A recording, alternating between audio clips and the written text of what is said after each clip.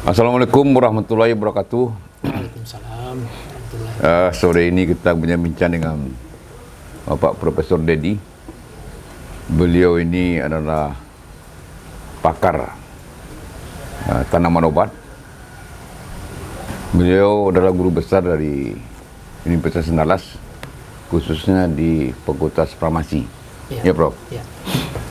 Baik, Prof. Jadi ini kan melanjutkan cerita kita ini. Ya. Ya. Mudah-mudahan Prof bisa setiap minggu mengisi channel kita ini. Karena peluang tanaman obat ke depan itu sangat tinggi. Dulu Prof mengatakan ada 3.000 jenis tanaman siap digunakan untuk ramuan yang sudah 50.000. 50.000 ramuan di Nusantara ini bisa dibuat. Jadi 30.000 tanaman obat. Kan banyak sekali. Ya. Katanya kalau 100 aja kita bahas 100 minggu itu, Prof. Ya, Alhamdulillah. Sekarang kita akan memperbincangkan salah satunya gambir dulu lah. Gambir dulu, Prof ya. Nah, kita bincang gambir. Gambir ini kan sudah sangat klasik masalahnya di Sumbar ini. Tanaman 80% gambir dunia ini kita yang punya. Ya. Di 2 kabupaten. Yang terbanyak itu 50 kota. Ya. Tapi itu dimonopoli oleh orang pasarnya. Itu permasalahannya kan karena kita tidak bisa membuat diversifikasi. Betul. Manfaat gambir itu. Ya. Bukan ilmu tidak ada. Setahu saya Fakultas Universitas Andalas ini meneliti gambir ini udah lama ini. 20 tahun mungkin sudah. Sudah, 30-an. 30 tahun. Sudah 30 tahun. Mungkin sudah banyak keluaran ilmunya. Ya. Nah, baik, kalau bisa ini kita bincangkan dulu, Prof. Sehingga gambir ini kita tidak terpaku ke India ini aja. Silakan, Prof. Jadi terima kasih Pak John diundang ke Danau Inspirasi sesuai dengan tema kita yang kita cetuskan minggu lalu. Nagari digunakan sebagai basis pengembangan tanaman obat. Ya. Nah, beruntung sekali Pak John tadi mengungkapkan gambir karena ada 2 daerah. Ya. Yang mungkin puluhan nagari ya. 60 negari. Ya. 2 daerah pesisir selatan dan 50 kota Ya. Payakumbuh. Nah, Tidak kurang 15 negari itu. ya. Ya. Nah, jadi kalau persentasenya ya daerah 50 kota menguasai dari data sekitar 60-an 65 Ya. dan 35-nya daerah pesisir selatan. Ya, 30%-nya di pesisir selatan. Ya. Nah, yang perlu diketahui kita sudah paham bahwasanya monopoli ya perdagangan ya. Ya. Memang selama ini yang existingnya adalah pihak India. India. Dan itu bukan kesalahan mereka. Kitanya yang kata Pak Joni tadi diversifikasinya Ya. tidak menggunakan. Nah, kita menggunakan kalau tidak untuk batik, untuk hanya menyiri saja. Untuk Syria. Nah, padahal ya, gambir atau turunannya sangat luas penggunaannya. Ya. Ya, pernah kita sampaikan dari ujung kepala sampai ujung kaki bisa disentuh dengan gambir. Rambut yang dirubah warnanya, Ya. kaki yang dikasih cat dengan berdasarkan gambir. Apalagi untuk obat. Nah, kemarin kita telah mengeksekusi, alhamdulillah, ya, gambir menjadi tinta pemilu. Nah, salah satu keberhasilan pertama yang mungkin diikuti dengan keberhasilan berikutnya. Tapi daya serap untuk tinta pemilu kan sedikit sekali. Sekali 5 tahun. 5 tahun. Nah, sekarang kita bincang-bincang seberapa besar potensi gambir untuk kehidupan kita. Ya. Nah, kalau istilahnya ya komoditas berbasis nagari tidak hanya untuk kebutuhan obat, tetapi bisa menggerakkan ekonomi. Nah, itu tema kita hari ini. Ya. Kalau udah sampai ke tangan UMKM itu, Iya. udah bergerak ekonomi desa itu. Jadi perlu kita kaji ya, seberapa lama gambir ini existingnya. Nah, kalau kita lihat dalam kamus ya, Portugal dengan Belanda itu pada abad 15. Abad 15 sudah ada gambir itu ya. Tera Jamodica. Jadi ya disebut karena warnanya seperti tanah dari Jepang. Dan kemudian pada abad 17 mendekati 18 sudah ada di Inggris yang teh yang biasanya dari India, Ya. kalau disimpan lama rasanya tidak enak, maka dicampur dengan gambir sehingga rasanya menjadi tertutupi. Dan diketahui oleh Raja Inggris, restoran yang mencampur teh dengan gambir kena denda 100 pound sterling. Padahal untuk menghilangkan bau api itu ya. Iya. Nah, itu satu bukti bahwasanya gambir sudah lama digunakan oleh masyarakat dunia. Belum lagi Tera Japonica untuk sediaan tradisional Jepang, ya, kampo, Ya, ya. untuk mengatasi penyakit diare. Dan kebiasaan minum, ya, sediaan gambir ketika mereka mengkonsumsi hewan yang katakanlah kambing guling, Ya. pesta besar, itu mereka minum yang kale-kale, termasuk diantaranya itu teh dan juga gambir. Nah, tujuannya adalah supaya lemak yang banyak tadi tidak merusak kesehatan dan pencernaan mereka merasa nyaman. Maka itulah penggunaan tradisional. Nah, di kita baru sebatas menyirih dan kemudian diekspor ke industri batik di Jawa, dan itu pun terbatas. Nah, kabarnya gambir ini juga punya kandungan antioksidan. Ya. Nah, itu sejauh mana itu, Prof? Jadi kalau bicara antioksidan alami, kita tahu antioksidan yang banyak ya dari kategorinya, misalnya vitamin E. Vitamin E, vitamin itu C. banyak pada kecambah ya misalnya. Ya, ya. Nah, misalnya toge, Ya. vitamin C pada buah-buahan. Ya. Itu kelompok yang non polifenol. Nah, gambir adalah kelompok polifenol yang kaya antioksidan. Nah, kalau kita merujuk kepada kajian ya, makanan dan beverage daripada FAO, sudah ada kajian belasan produk yang ada di masyarakat, dikaji antioksidan kapasitasnya, disandingkan dengan analog vitamin C atau Trolog. Jadi kebutuhan itu dari hasil epidemiologi antara 200 sampai 600 mg ekivalen. Nah, kalau kita gantikan antioksidan yang 600 atau 200 minimal itu dengan polifenol, tentu akan menyebabkan kita bisa menjadi lebih sehat. Nah, boleh dicampur dengan kopi mungkin. Nah, dengan teh ya. Itu suatu inovasi. Ya, tapi kan memperkaya antioksidan di badan kita. Betul, artinya fortifikasi teh. Nah, bayangkan kalau katekin pada gambir difortifikasi ke makanan-makanan harian kita. Misalnya produk kuliner, produk camilan. Cemilan ya. Ya, nah berapa ratus. Supaya tidak cepat api itu ya. Nah, salah satu fungsi antioksidan adalah mencegah proses oksidasi. Ya, ya, ya. Yang kalau secara industri mereka menggunakan produk sintetis BHT dan BHA. Ya, ya, ya. Nah, kalau kita punya alami, kenapa tidak kita gunakan? Nah, tentunya kadarnya perlu disesuaikan. Karena ya mencegah api tentu akan memperpanjang produk di pasar. Dan tentunya plusnya adalah menambah asupan antioksidan bagi orang yang membutuhkan. Nah, Ya. contohnya ya, Pak Joni perokok ini perlu makan antioksidan yang cukup ini. Orang yang suka makan sate, goreng-gorengan perlu makan asupan antioksidan lebih tinggi daripada orang yang tidak makan sate. Nah, ini adalah persoalan bagaimana mencukupi makanan yang sehat dan mengandung antioksidan yang cukup bagi sehari-hari. Nah, bayangkan kalau 10% aja penduduk Indonesia ya 270 juta, 27 juta ya dia itu. 27 juta.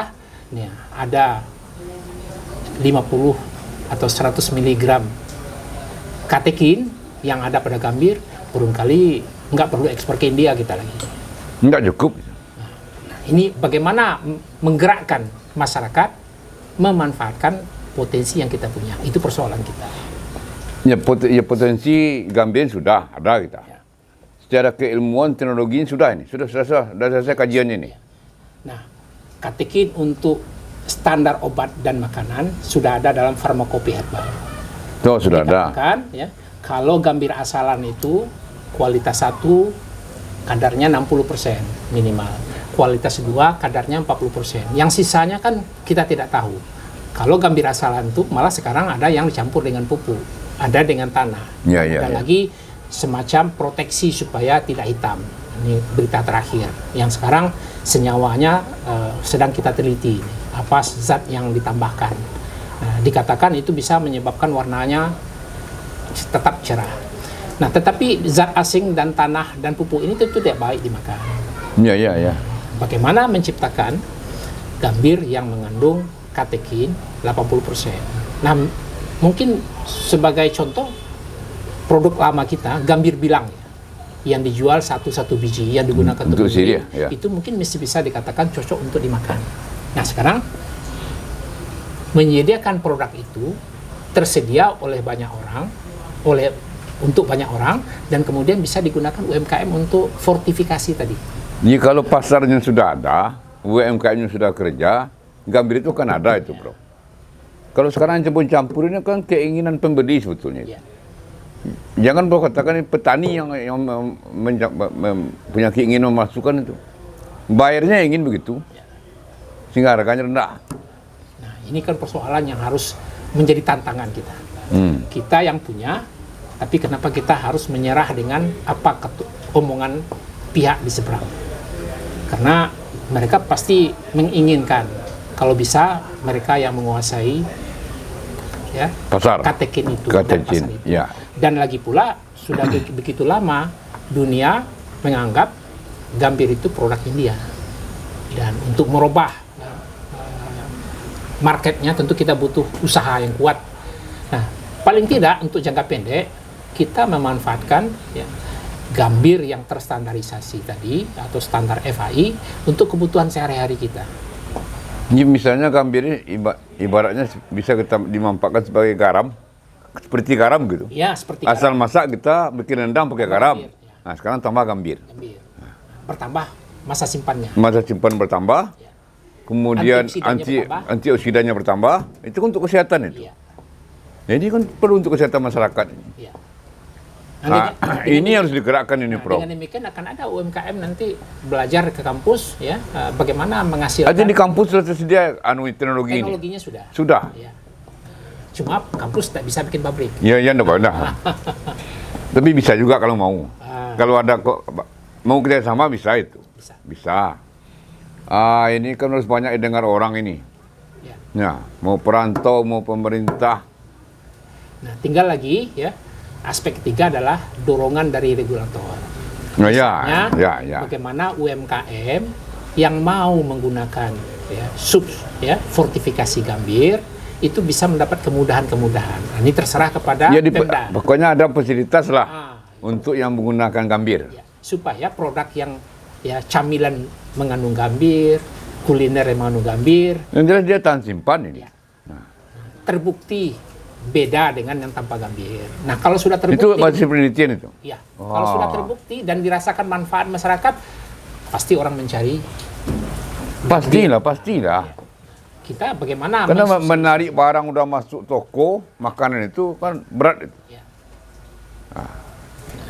Nah, palangkali yang bagi pengusaha adalah merasa keberatan menambah biaya. Tapi kalau nilai jualnya bertambah. Mencapai waktu saat rasa manfaatnya, nah itu kan butuh periode, butuh waktu, butuh support. Kira ini butuh fasilitas ini. Baiklah Prof tentang gambir ini. Jadi sebetulnya gambir ini kalau kita bisa memanfaatkan teknologi dalam rangka mendiversifikasi produknya, produk hilirnya. Nah, kita tidak akan terjajah pasar kita sebetulnya. Itu baru satu aspek pemanfaat gambir pada makanan atau kuliner dalam pemenuhan untuk obat. Nah, belum lagi untuk obat. Kita belum bicara untuk obat. Ya. Nah, sifat gambir ini penelitian yang sudah ada. Kalau tradisional dia sebagai adstringen. Jadi bisa orang diare terbantu. Diare Oh, iya, itu ternama, Cuk. itu udah pengalaman saya. Tapi penelitian yang dilakukan oleh profesor ya, yang di UNAN juga itu ternyata mampu membunuh bakteri pylori, bakteri penyebab kita sakit mah.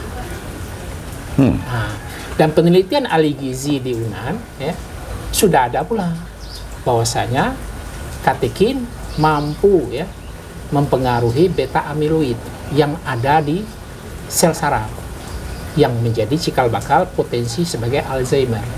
Dan ini terbukti kajian epidemiologi masyarakat yang di Harau, Payakumbuh dengan yang di luar Harau, konsumsi katekinnya, polifenolnya jauh beda dan itu berdampak kepada umur yang di atas 60, istilahnya bahasa Minang. Lambat peluponya. Pertama, kemudian jalannya agak gemetar gitu. Ah. Nah, ternyata orang di Harau itu karena pergi ke hutan makan 3 helai atau 5 helai seminggu daun gambir, pucuk gambir, mereka otomatis sudah mengkonsumsi antara 60 sampai 100 mg katekin Per hari. Nah, artinya kebijakan atau kebiasaan tradisional mereka telah memproteksi kesehatan.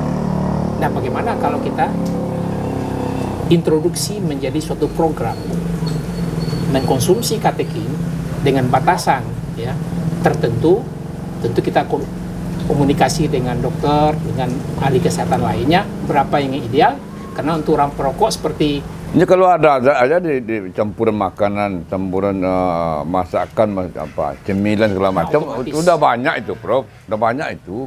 Nah, itu kajian. Nah, tunggu Prof, kan banyak orang mengatakan gambir ini juga untuk obat kuat. Artinya menjadi berenergi orang, kuat ya. Apa iya itu, Prof? Jadi ada penelitian kita UNAN, kuat ya. Katekin, ya, kalau kita melihat secara tradisional, orang adu kanuragan ya, seperti pacu jawi, jokinya kan disuruh atau olahraga, sepak bola, itu pemainnya kan disuruh makan sepotong sirih sama gambir. Nah, kalau kita lihat itu kearifan lokal ya. Nah, kalau kita lihat komponen pada gambir itu ada katekin, ada polimer katekin yang namanya proantosianidin, dan dia mempengaruhi kerja otot untuk mengenal gula. Jadi sangat baik bagi orang yang kadar gulanya tinggi, insulinnya ada, tapi ototnya tidak kenal. Nah, dengan adanya gambir yang proantosianidin itu bisa menyebabkan pengenalan glukosa menjadi berjalan dengan baik. Dan ini kalau proantosianidin sudah ada produknya di internasional ya. Tapi proantosianidinnya berasal dari kulit manis. Nanti kita bicara lagi kulit manis. Iya. Sekarang kita kan gambir. Cinulin PF namanya. Ya, bayangkan ya, 100 mg kurang dalam satu kapsul, 30 dalam botolnya, itu dijual tidak kurang dari 300.000 ya, di produk. Nah, artinya adalah memperbaiki. Nah, akibat daripada otot bisa mengenal gula, tentu bertenaga. Nah, itu sumber mekanisme. Jadi orang makan gambir itu pasti lebih bertenaga dia. Nah, itu pula yang menjadi alasan kenapa orang tua-tua di Harau pergi mendaki bukit makan daun gambir. Satu lagi, masih ada waktu kita? Masih. Masih ada 1 minit lagi ada ini. Sifat antioksidan ya, telah terbukti pula menghambat kerja ya, melanogenesis. Apapun kulit menjadi coklat. Jadi untuk kosmetik terbuka peran. Tapi tentu jadi untuk kesehatan, untuk kosmetik, waduh, kalau semuanya terbuka lebar ini, tidak cukup gambir kita ini. Tapi kosmetik itu industri ya. Industri. Tapi untuk diketahui saja kalau ingin digunakan secara tradisional ya, bisa saja kita menggunakan lulur. Untuk lulur. Nah, tujuannya adalah ya menghambat proses kulit menjadi coklat. Artinya proses melanogenesis. Nah, kalau bahasa keren kita itu whitening agent. Nah, bikin kulit cerah. Nah, beda dengan orang barat, pinginnya kulitnya menjadi coklat. Nah, Kalau orang Indonesia, orang tropikal ingin kulitnya menjadi cerah. Ya. Barangkali sementara. Baiklah Prof, baiklah kawan-kawan semua. Jadi kalau Gambir ini produk hilirnya kita buka selebar-lebarnya ini, sementara teknologinya sudah ada. Ya. Penelitian sudah 20-30 tahun di Unan. Ya. Nah, mohon para kawan-kawan yang mendengar ini, tolong ini kita komunikasikan. Baik pemilik modal, baik para penguasa, kan begitu. Nah, mulai pemerintah desa sampai gubernur, sampai mungkin sampai ke Jakarta itulah, presiden segala macam. Ya. Ini luar biasa ini. Problem ini memang tidak mudah karena Pak Gubernur ya, Buya mengatakan sudah lebih 3 gubernur belum selesai juga. Tapi undangnya meneliti sudah 30 tahun ya. Iya. Nah, makanya ini kan harus semua pihak ini. Iya, makanya semua pihak yang mendorong ya. Mendorong. Penggunaan jangan hanya dijual keluar, tapi Ya. bagaimana menggunakan untuk di dalam Ya. sendiri sehingga kita merasakan manfaatnya. Ya. Baik, terima kasih Prof.